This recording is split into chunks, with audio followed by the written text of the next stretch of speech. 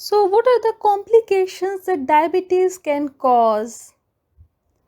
Diabetes can cause cerebrovascular diseases, many mental diseases can be caused, many mind related diseases can be caused due to diabetes,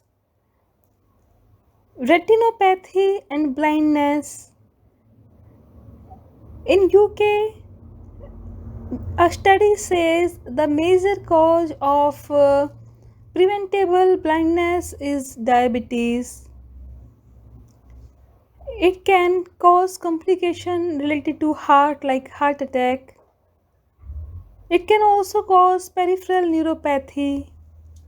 Diabetes can also cause foot infections like diabetic foot infections. Diabetes can also cause permanent damage to kidneys and many more complications.